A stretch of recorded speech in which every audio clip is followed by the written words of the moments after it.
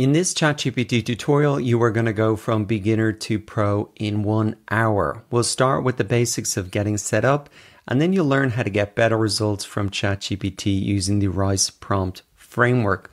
You'll learn how to set up custom instructions and also how to use all the new features one by one with plenty of use cases, including how to create your own personal newsletter using Browse with Bing, how to do website reviews using ChatGPT Vision, how to do data analysis and create charts like this right inside of ChatGPT, how to summarize PDFs using the AI PDF plugin, and how to generate beautiful images like this using DALL-E 3.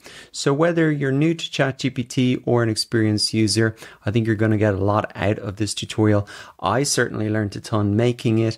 Timestamps to everything are in the description. My name is Daragh, so let's dive straight in. Ready to get going with ChatGPT? Just go to chat.openai.com, click on sign up to create an account for free. You'll just need to verify your account by putting in the code that you'll get by text message, and you can sign in with Google or just your email. And that's how simple it is to sign up. Now, using ChatGPT is very, very simple. You can just say something like write an essay about AI, and it will generate the text based on your request. Now, it can also generate code and also images, which we're going to look at later. But this is why this whole field is known as generative AI.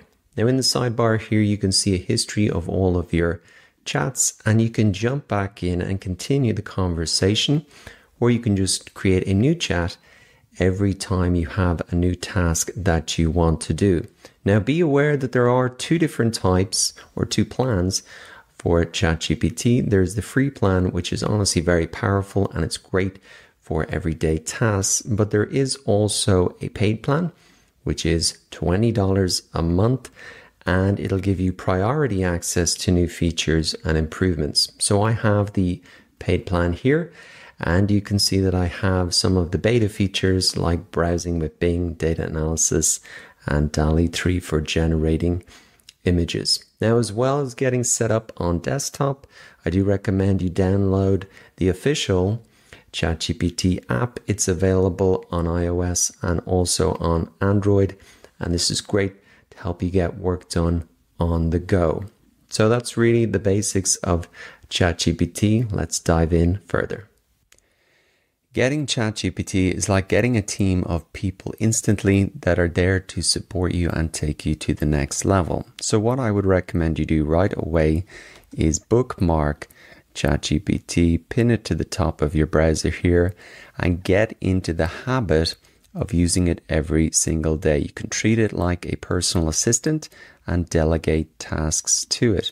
For example, I'll ask it to give me 20 use cases for ChatGPT, and here are some of the things that you can delegate to ChatGPT. Really, writing assistance, language translation, brainstorming ideas, coding support, travel planning, recipe suggestions, book summaries, fitness and health tips, product recommendations, really anything that you could delegate to someone. ChatGPT can probably help you with that. Now, as well as sort of personal assistant, ChatGPT can really act as a team of experts or consultants or mentors. So I can ask it, for example, to act as a financial advisor and recommend if I should pay off my mortgage early or invest my extra funds. Now, advice like this that would normally cost hundreds of dollars and involve scheduling calls really you can now get it from ChatGPT instantly at no cost. Getting access to ChatGPT is really like getting your own team. So whenever you have a task to do, don't try and do it yourself. Go straight to ChatGPT and it can probably help you with that. So be sure to pin it to the top of your browser and get used to using it every single day. Now let's dive into the world of ChatGPT prompts and how to optimize them for better results. So to get started, let's define what a prompt is. Well, it's really just the instructions that you're giving the AI. For example, write a blog post about the top 5 destinations for digital nomads. So these are much like the directions that you would give a team member, and really the input is going to define the outputs or the results that you get from ChatGPT. So you can see this is a very basic prompt or instruction. And even still, I've got quite a good result here. I've got a blog post. It's got the top 5 destinations and it looks pretty good. But this could be seriously optimized with a better prompt. So I want to introduce you to the RICE framework, and this is what it looks like. So RICE stands for Role, Instructions, Context, Constraints, and Examples. And let's build up this prompt step by step, and you're going to see the incredible difference that it makes. Now, a note that creating prompts like this is really known as prompt engineering, and people are making a fortune doing this because of the results that the right prompts can get. And people are even selling their prompts now. It's like their own personal IP. It's an incredible opportunity. So this is going to be the basic process, and who knows, you might even start doing this for yourself. So each of these elements plays a crucial role really to get started. And the first thing you need to do is assign a role to ChatGPT. So what I'm going to do is, as we're trying to write a travel blog, I'm going to assign the role as a travel writer. And next we need to provide the instructions. So what I'm going to do is just copy and paste in stuff here I've prepared already. So I'm going to ask it to research and describe the top 5 destinations, include information on cost of living, internet connectivity and co-working spaces, share tips on visas, and consider cultural experiences, etc. Next, we want to move on to context. So you really could say like who your target audience is for this blog, or maybe you want simple language, or it needs to be up to date. So I'm going to say this is aimed at aspiring digital nomads looking for their next adventure. Now, constraints. This is also important. You want to set the boundaries for ChatGPT to keep it on track. So here are some examples for this particular example. Keep the blog post between 1,500 and 2,000 words. Ensure the content is up to date, and use a friendly and informative tone throughout. And finally, we're going to move on to providing some examples. So if you want to give an example to ChatGPT, this is what I expect you to output. This can be a really good way to get the results that you want. So I've just copied in here a paragraph from an article that I liked the writing style of. It was friendly and it contained some of the information. So looks a little bit messy there, but we've got our RICE framework. So let's hit enter and see how much better this is than our basic prompt. So already, I think this looks a lot better. We've got an opening paragraph. Are you an aspiring digital nomad looking for your next adventure? So already, this is who the target audience is. It's much more eye-catching. If we look back, and we can see this here. So the introduction for our basic prompt wasn't that great, but here you can see, it's got a great opening paragraph. It's written very user-friendly. It looks like it's written by a human. Bali is a paradise for digital nomads. Lisbon is the European gem of digital nomads. Medellin, known as the city of eternal spring. Chiang Mai, hotspot for years, etc. So you can see that they have some visa and immigration tips, and that's kind of much better written because our prompt was much better. So that's really an introduction to prompt engineering and the RICE framework. basically the better your prompts are, the better results that you're going to get. Now, the good news is you don't have to come up with all of the stuff like I showed you there. I filled in all of those items one by one, which you might be thinking, oh, that looks like a lot of work. But what you can just say is, I want you to write a blog post about the top 5 destinations. Help me create an optimized prompt using the RISE framework. You can list it out like that. Just hit enter. And this will generate, and you can see this is almost better than what I did. Your role as a travel blogger, and you're writing this, here's instructions. And so you can take the prompt that ChatGPT gave you, the optimized prompt, you could optimize it even further and then use that. So again, it can help you optimize prompts to get better results. It's this kind of crazy loop, but I think that's an extremely valuable tip as well. So try it out for yourself. The better your prompts, the better your outputs. Now I'm going to show you how to share your prompts with colleagues, team members, or even your audience. In the top right-hand corner here, you'll see the Share Chat button. And you'll have the option if you want to click on the title and rename the prompt or chat that you're resharing. I think that's perfect. Also here by default, it actually appears anonymous, but you can share your name. I'll do that. And then you can copy the link and send it by email. I'll post this one in the description so you can try it out for yourself. And once you click on it, it'll open up like this inside of your ChatGPT account. You can just click on continue this conversation. And what you're going to see then is you'll have that prompt available to you. So it took a while there, but it opened up. So I've given you this prompt here to optimize your prompts using the RISE framework. So you can just copy that and paste it into a new chat. You can select your GPT-4 if you wanted to, and just say what you want to do. And then using this, it'll optimize the prompt for you. So that's a simple way to share prompts with the built-in sharing feature in ChatGPT. Give it a go. Custom instructions are a great feature that can save you a ton of time with ChatGPT. So I'll show you how to set them up and also do it before and after so you can really see the benefit of them. So to set up custom instructions, just click on the 3 dots next to your username, click on custom instructions, make sure you have them enabled here, and then you'll be able to fill out these 2 boxes.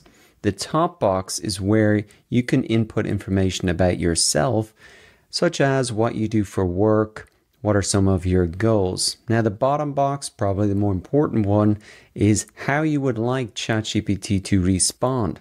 So that could include things like formal, casual, long answers, short answers, etc. Now there are some good examples here on the OpenAI blog. For example, I'm a software developer solely using the Golang language. And when I ask for code, please just give me the code without any explanation or how it works, biased towards the most efficient solution. So that's a great example. Probably the best thing though is to show you a before and after. And I'll also be sharing my own custom instructions at the end. So be sure to just keep watching for that. So I'll disable these and let's do an example so we can see without custom instructions what the answer is.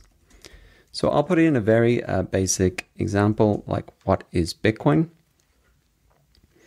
And here we see we can get the answer. I mean, it's pretty good, but it's hard for me to skim, read. The language seems quite complicated. There's a lot of terms and jargon I might not be familiar with. And so what I've done is I've created a bunch of custom instructions. I'll just enable them here, but they are basic things like use simple language and avoid jargon. Use real life examples or metaphors or analogy to explain complex topics. Always explain the why and the benefits as well as, the how-to maybe. And most importantly, probably write in a way that's I can skim read with no large paragraphs.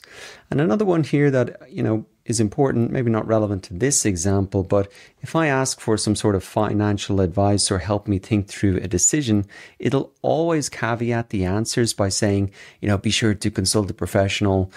I'm not a child. I understand this. You don't need to repeat it every single time. So if there are annoying phrases like that kind of annoy you, you can just put these into custom instructions and it'll never mention them again. And you'll have a much better experience using ChatGPT. Finally, provide some reliable sources so I can read further or check the accuracy of what ChatGPT is saying. So I'm going to save these. Let's do the example now with the custom instructions enabled. So what is Bitcoin? And already you can probably see that this language is a lot simpler. There's none of the jargon that was there before. And the layout looks easier. It's easier for skim reading. And then there is the source at the end, which I can look at later. So you tell me, do you think this response is better? Or do you think this response is better? Personally, I like this one. Of course, you can just program it however you want your responses to be, but I do want to share the custom instructions that I've input here because I think you can use them regardless of your role. These are quite general. So what I will do is share these custom instructions. You'll find this link in the description and you can just open that up and then you'll just be able to copy these custom instructions and then open up your custom instructions here, paste them in, make sure you save them, and that'll be applied to all of your new chats. So you will have to open up a new chat to do that. So give that a go. You can always tweak them and customize them as you go forward, but that's, I think, is a good starting place. So try out custom instructions right away and start getting better responses from ChatGPT. Now I want to show you how to enable these amazing beta features in ChatGPT like Browse with Bing, Advanced Data Analysis, Plugins, and DALL-E 3. Now right now they're only available in the paid plan, so if you do want to upgrade, just click on the left sidebar here, click on your name, click on My Plan, and here you'll be able to manage your subscription. The paid plan is $20 a month. Now, even after upgrading, you'll still need to actually go ahead and enable them. So what you need to do is click on your name once again, click on Settings and Beta, click on Beta Features, and make sure that these are toggled green here so that once you open up ChatGPT, you'll see all of these features here. And I'll go through them now one by one so you can see what they do, and you can always decide afterwards if it's worth it for you to upgrade. So if you're liking this video so far, I'd appreciate if you give it a like so more people can find it. And if you have any questions, just comment below and I'll do my best to answer them. Okay, let's dive in deeper and take a look at all of these beta features. ChatGPT can now access the internet and it's no longer limited to the knowledge base that it was actually trained on. And this is all possible because of the new feature, Browse with Bing. So I want to show you how it works and give you 5 use cases for it that you can go ahead and try right away. So the first use case is news summaries. So to use Browse with Bing, you have to make sure that it's not selected on the default option, that you actually change it to Browse with Bing. What we're going to do is put in an example prompt here. Top 5 news stories from Tesla this week. So if you're creating any sort of content, news related content, this could be a good option. If you just want to keep up with the news, you can say the daily news from globally today, or in my country, the top 5 news items. Whatever you're interested in, you can pop this in and you can see that it's browsing the internet now, going through all of the various sources, and that'll save you clicking through everything and filter out all the noise of the stuff you're also not interested in. Twitter news sites, they're extremely noisy. There's a lot of stuff you might not be interested in. And so personally, I find this a good thing, maybe on a Friday, just to type in what I'm interested in and to catch up within, 5 or 10 minutes on all the main items. And here we go. It'll just list it out for us. Now you can see that it took a little bit of time for it to do that. In the upcoming use cases, I'll just cut that out, so it's a little not so boring for you to watch it. But you can see that it's listing out the top 5 news stories here. So you can see it's finished now, the top 5 items. I think there's some really detailed, interesting things there that I hadn't picked up on, even scanning the news a little bit during the week. So I think that's news summaries is number 1 use case that is extremely useful. Now let's move on to use case number 2, which is accelerated market research. So if you're conducting any sort of market research to understand industry trends, customer preferences, or even competitors, you can now do this with Browse with Bing. So I'm going to put in find the latest statistics on global electric vehicle sales. And again, it'll go out, search various sources, and collect all the data here in one place. And that's finished loading up here now. And you can see it is very detailed. A lot of statistics and all of the sources are included here as well if I want to go and look that up. So if you're doing any sort of competitor, market, investment, research for work or just for yourself, this is a great use case, really having that accelerated market research. Now let's move on to use case number 3, which is to summarize web pages. So any web page on the internet you can now summarize. So for example, there was this very popular article that was going around. I saw it on Twitter, but it was very long and I wasn't sure if I really wanted to read all of it. So what I did is I just came into ChatGPT and I said, summarize this page in 5 bullet points.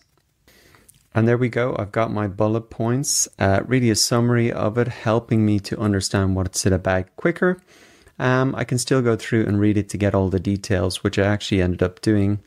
But this is a great way, again, at work or in personal life, just to get through a lot more information and to really stay updated. Now let's move on to use case number 4, which is travel planning. So I'll show you an example of this now. Find 3 hotels in New York for $200 or less per night near Central Park. And now I've got my list. I've got 3 hotels here listing the location, the price, the amenities of the hotel. And I've got 3 good options here. You can see that they have it gathered from various sources and also offering kind of perfect for different types of travelers. Maybe I could have said business traveler or hotel suitable for families, something like that. But I think, if you type this same search into Google, this is just not the way that regular search engines are set up. You have these aggregators where you can go and search on Kayak or something like that. But it's but even if we click into this article, which seems to be quite close to what I said, you can see that there's a lot of information here. I maybe don't need all of that. And here it's just summarized beautifully for me, like perhaps a personal assistant would. So that was number 4, use case travel planning.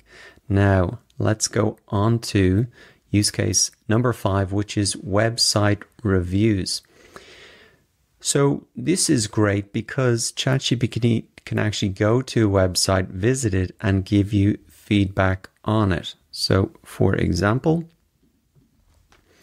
I'll ask it to go to this website and suggest 3 things to get more bookings. So here are the 3 suggestions. It said enhance the booking system for smoother experience, add promotions or special deals throughout the website, and a newsletter sign up. So let's have a look. We can see that the booking buttons may be over here. Maybe it could have been moved more central. As it suggested, there's no promotions maybe across the top or a banner. That could maybe be an improvement, a yellow banner across the top.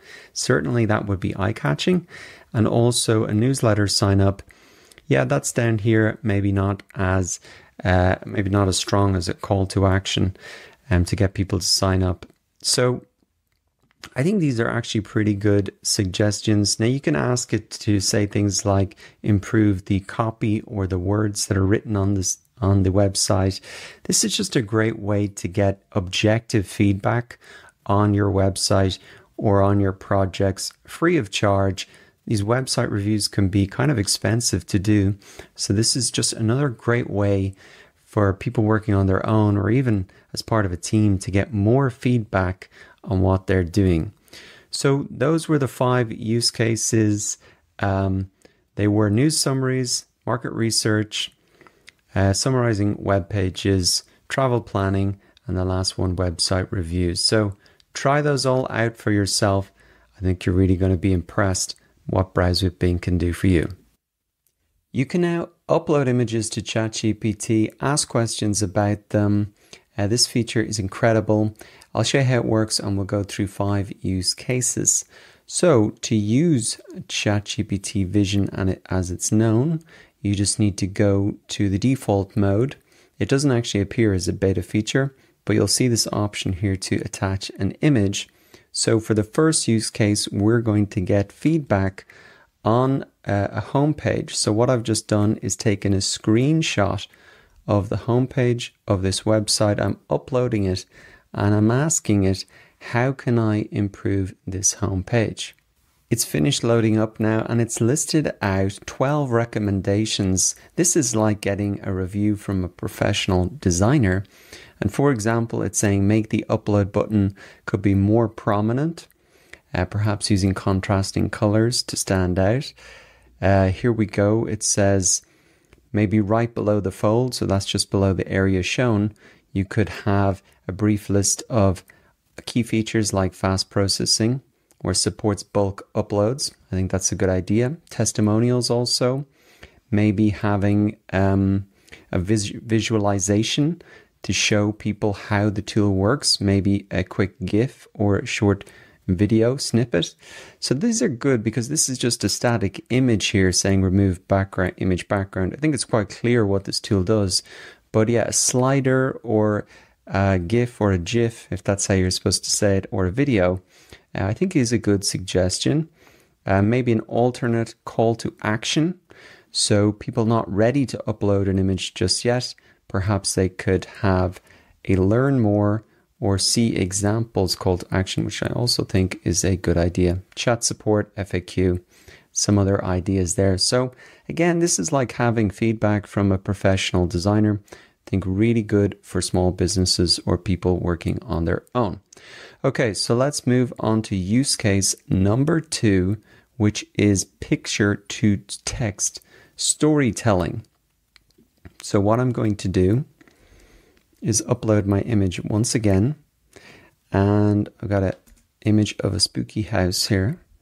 And I'm going to ask it to craft a spooky short story based on this image. Now the story has been generated and it looks pretty good. I mean, it understood that this was an image of a spooky house. It gave it the name of Crow Manor. And it said it stood really in moonlight, bathed a dilapidated structure. Maybe I could have said here, put it in a short story for children. So the language is a bit simpler. But they have a whole story written out here, just generated on the image. It understood what the image was and it generated a story about it.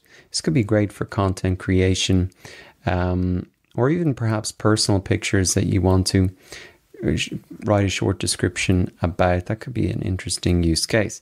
So let's move on to use case number 3, which is image-based learning. So what here I've got is a picture of a leaf. Let's just imagine I was out in the garden gardening and I took a picture of this on my phone, uploaded it, and then I'm asking it to identify and explain this disease.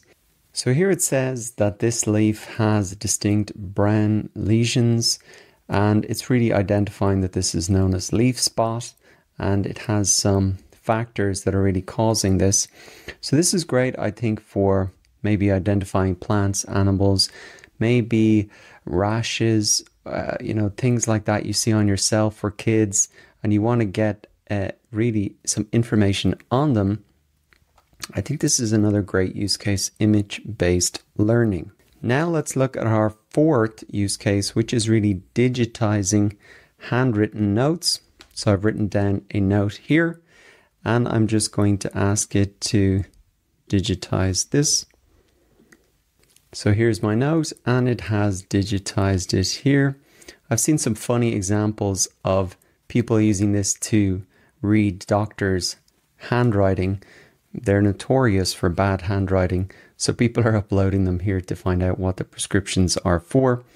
This could be great for archiving information. I think another good use case. Now, the fifth and final use case we'll look at is design recommendations for a bedroom. So I've uploaded a picture of a bedroom here, and I'll just say suggest improvements.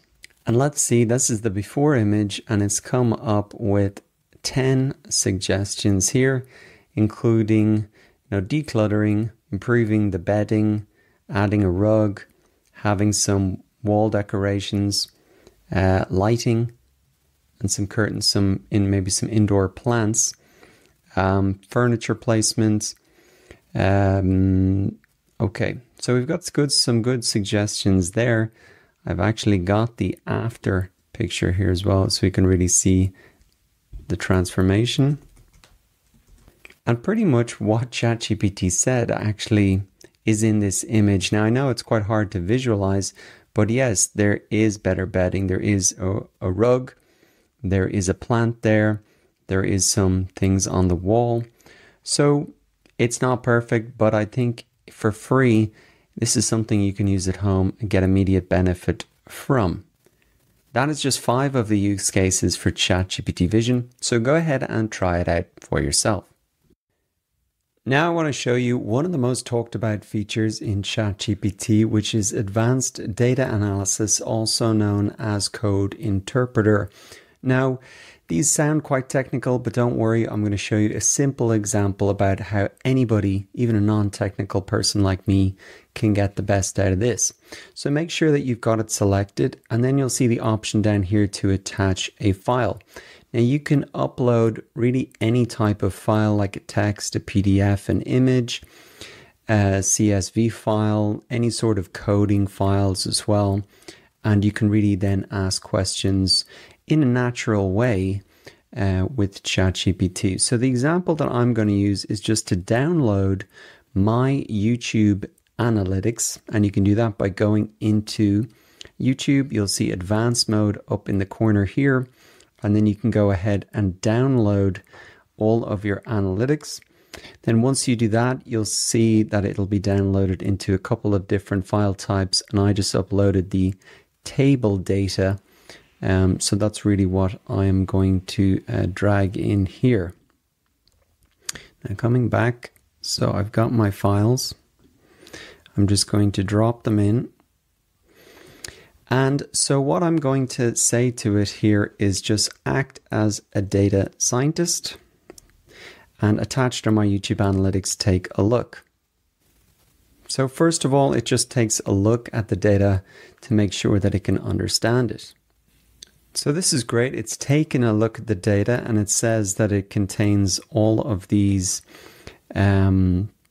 columns here.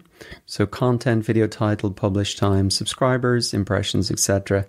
And now it even gives me some suggestions about what questions I could ask to get the most out of this data. And that's incredibly helpful, because often I don't know what to look for in my own YouTube analytics, or I can't find the data that I'm looking for. So, what you can also say is maybe suggest some questions. So I'll type this in. Suggest questions that I should ask to get the best insights from the data provided. So I've asked it that, and it's given me 10 different categories of questions that I could ask. And there are some really interesting ones that here, like which videos might have the highest click-through rate, have videos of the highest revenue, which videos have the highest and lower subscriber to view ratios. So let's have a look at some of these other ones first. Highest and lowest impressions. Are there common themes or topics among the top performing videos? We can take a look at that maybe based on keywords. Average revenue per view across all videos. I think that would be extremely difficult to calculate just in YouTube. I don't think you can even see that metric. So it's interesting that with this tool, we can ask in a natural way and find out and get insights about our data. So let's take a look at maybe a couple of these examples. Let's have a look at this one. Which videos have the highest and lowest subscriber to view ratios? So here we have the answer now. The highest subscriber to view ratio was this video here, where I got almost 5% of viewers to subscribe. Even though that video didn't do that well in terms of views, I remember, it's interesting to know that it did get a lot of subscribers. So maybe I can do some more videos on that. And how to get Canva Pro for free, very low subscriber rate there. You can see it's like 0.1%. So if my goal was to grow subscribers, maybe more content like that would be good.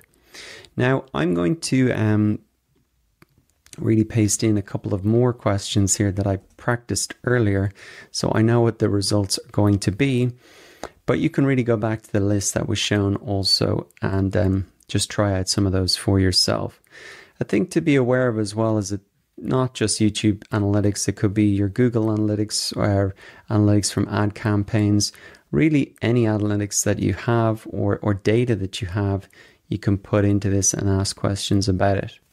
Here's another insight. The video with the highest click rate through was this video here that had a 14% click through for YouTube. That's very good. So maybe having more how-to videos like that or on that topic would be good.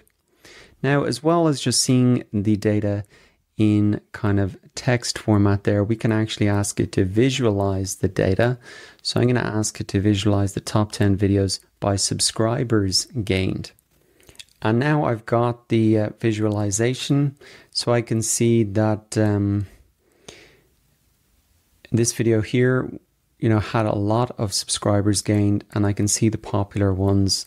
And so this really, again, if I'm trying to gain subscribers, I can see the videos that are really gaining subscribers. And if growing my channel by subscribers is my goal, then those are the videos to focus on.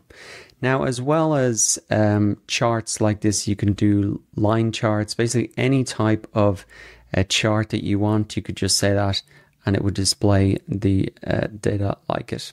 So let's do one more, and we'll do it in a table format. It's another easy format. So display the top 5 videos with high views but low subscribers in a table format. And here I've got my table now showing me, for example, how many views needed on average to gain a single subscriber for each video. So this is kind of like an efficiency ratio. How efficient was the video at converting those views into subscribers? And you can see that this video was, although it gained a lot of subscribers, it wasn't that efficient in doing it because it required 248 views to get 1 subscriber. So again, that's an interesting metric I'd never even thought about, the efficiency of the video of converting from viewers to subscribers. By the way, subscribe to this channel as if you're enjoying these videos. So I am not at all technical. I have very little experience with data analysis, but even uploading my own YouTube analytics here very quickly, I'm starting to get some good insights, and I think that this is a tool that I can use a lot more going forward. I think the key thing as well is that you can just upload your data. Remember to ask it to act as a data scientist and say what type of data it is. And then also, I think it's a good idea to ask it to suggest some questions you should ask. So with those steps, you don't need to know anything really about the data, what questions to ask to get insights for it. So that is the data analysis tool, also known as Code Interpreter. It can do a lot more, but I think that's a basic introduction to show you what it can do. So try it out for yourself. ChatGPT plugins are a great feature that can extend the capabilities of ChatGPT. So I'm going to show you some of the most popular ones and really how useful they can be.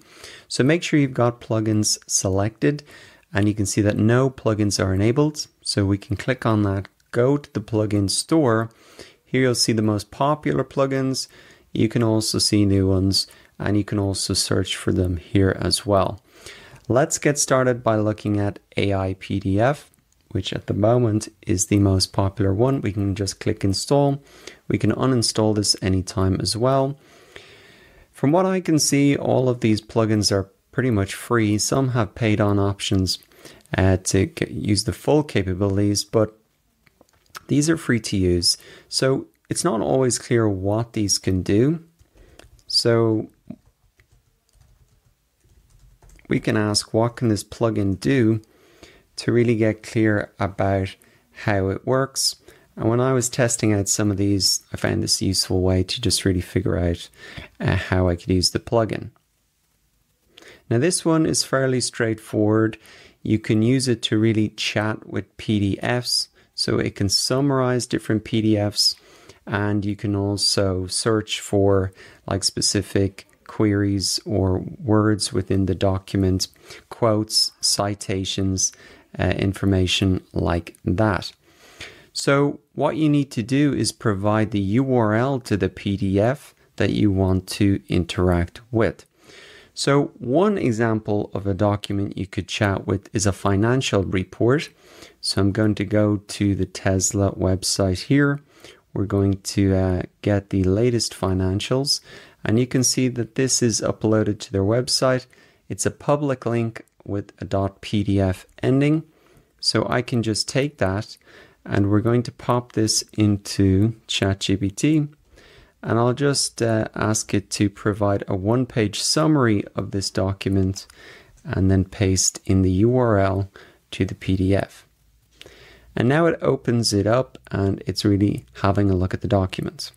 And here we have now a summary of the document. We've got the highlights, financial summary, operational summary, vehicle capacity, and really just a good summary of the document here. Now, as well as summarizing a document, we can search for specific terms. So I'll ask for it, how many times was FSD, full self-driving, mentioned?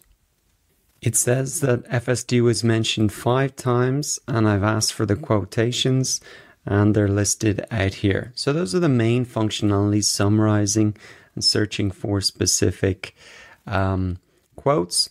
So another example is maybe chatting with books. Say, for example, The Great Gatsby.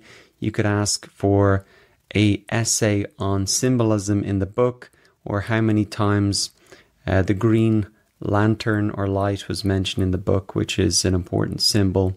So as well as financial reports, books, perhaps scientific papers, user manuals, legal documents, or employee training documents, all of these can be looked at more efficiently with the AI PDF plugin.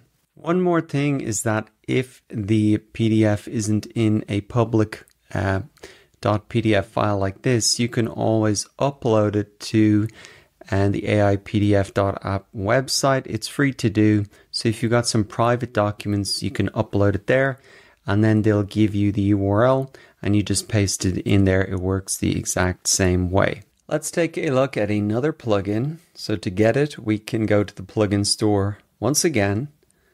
This one's on the second page where you can just search for it. It's called DocMaker.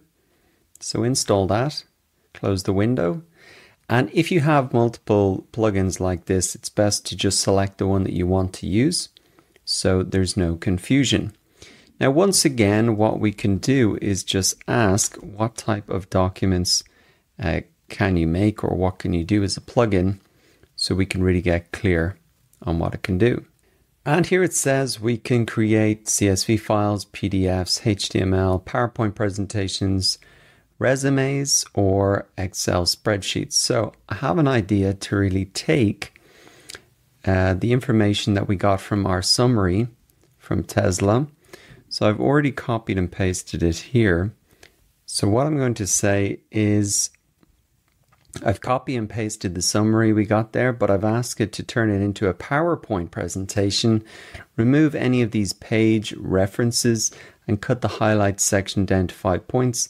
You can see the highlights section is quite long, and they also have these page references, which I don't want to show up in my presentation. So those are some instructions, and let's submit it and see how it does.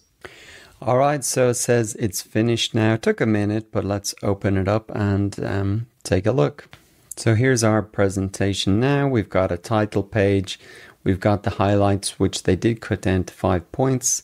I've got my financial, operational, and the different sections there.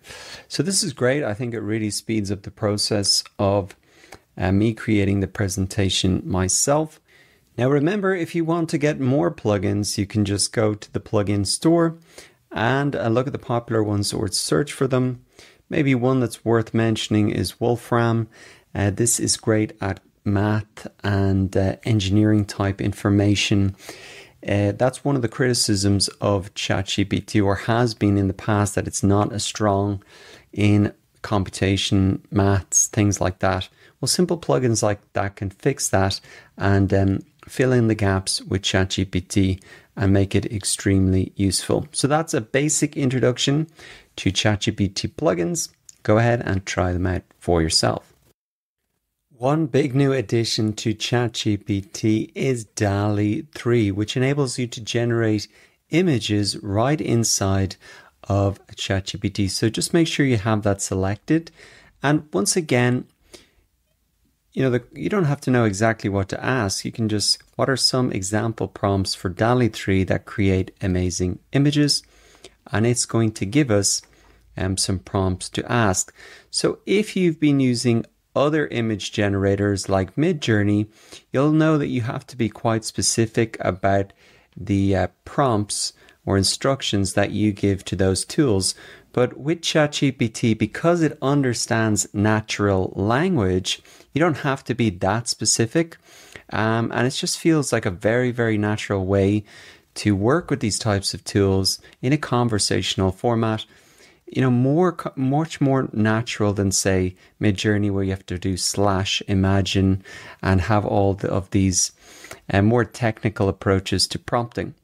So here it's come up now with a prompt. So let's just go ahead and copy this, and we can paste this in. And you can see that I'm just pasting this in like text. I'm not doing /imagine.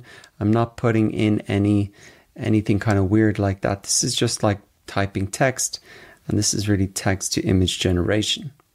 And here our images are generated now. We've got 4 images that are generated, and if you click onto the image, you can actually see the prompt here, and you can copy that if you want to get different versions of it. But what we'll do is, maybe let's have a look at these images. So this one looks quite interesting. So what we'll do is maybe copy this prompt, and I'm going to show you how easy it is to edit this. And what we'll say is we want 2 majestic deers. And let's see if we can follow these instructions. Wow, so this is pretty nice. It understood that I wanted to change the image to 2 deers, and it's given me a couple of different versions in the stream up here. And as you can see, it's in the same style as the first image, but it was very easy for me to edit it. And again, I've got the prompt there that I can just copy. So these type of artistic images, it's great at doing. But what else can it do? Let's ask it what other types of designs it can make. It's come back with a list of 13 types of images that it can make. So concept art, fashion designs like sketches of footwear, architecture and interior designs, logos and branding. I think that's one we could try out. Abstract art, sci-fi and fantasy scenes, infographics, product designs. I just think this is great if you have any product ideas and you want to visualize them. Book covers, cartoons and comics, historical scenes, educational illustrations, and wildlife.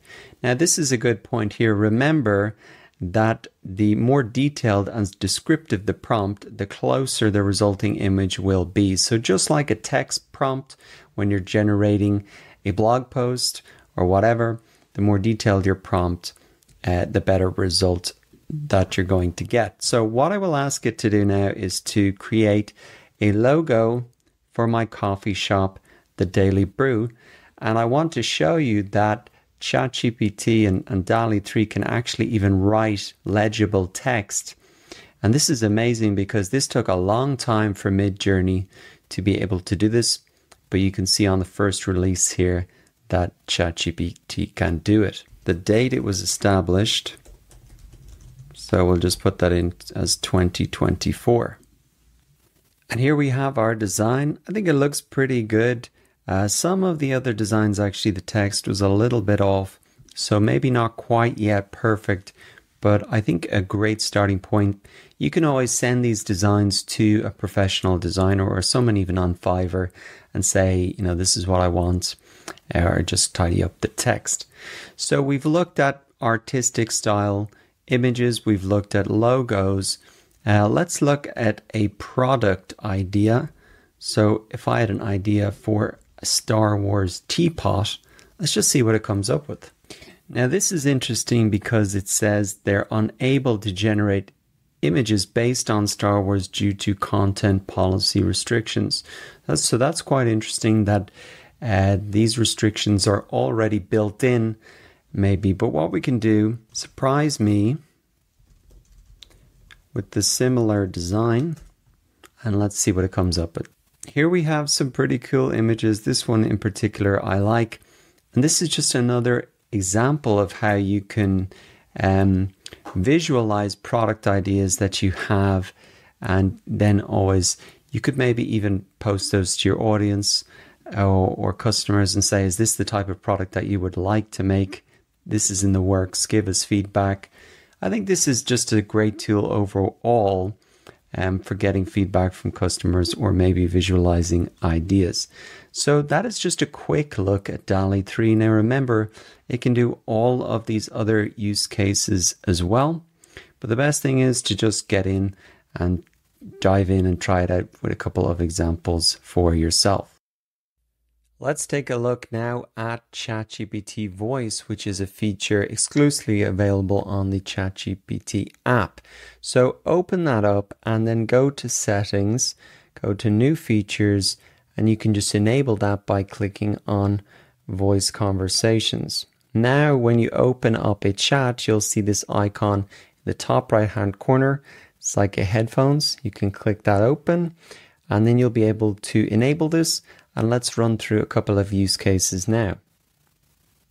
I have an interview as a product manager at Google. Please ask me a series of questions one by one to help me practice for this interview. Of course. I'll help you get prepared. Let's get started. First question. Why do you want to be a product manager at Google? And how does your experience align with this role? Okay, so in this example, then I'd continue to answer those questions. And really, that's, I think, a great use case. Practicing podcast interviews, maybe interviews for jobs, really any sort of presentation you have to give. I think this is a great use case. Now, another use case is probably language learning on the go. So let's try this. How do I say good morning in Spanish, and can you give me some tips for correct pronunciation? Certainly.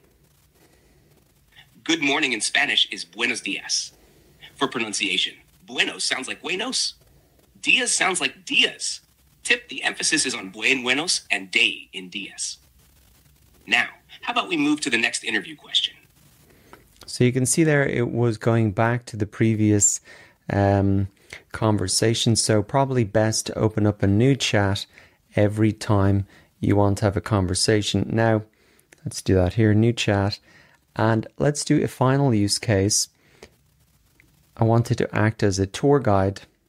I'm at the Eiffel Tower in Paris. Can you give me, like as if you were a tour guide, explain some interesting facts about the Eiffel Tower? Of course. I'd be happy to share some interesting facts about the Eiffel Tower. Firstly, the Eiffel Tower, or La Tour Eiffel in French, was completed in 1889 as the entrance arch for the 1889 World's Fair, which celebrated the 100th anniversary of the French Revolution. So there you go. I think those are 3 interesting use cases, maybe interview practice, language learning, and as essentially a tour guide. Now, I really do think this is where all of this technology is going. We're going to be talking to it like real people. There is a bit of a delay on this right now, but this is just the beginning. This is the first release of this feature. And I think this is really going to be the main way we interact with AI in the future. So it's exciting even to get a glimpse into it now. That wraps up this ChatGPT tutorial. Thank you for watching all the way to the end. If you enjoyed it, give it a like and comment below with any questions you have or other videos you'd like to see about ChatGPT, and subscribe to get notified when I make them. So share this video if you want with anybody who you think it'll help. Thank you again for watching, and I'll see you in the next video.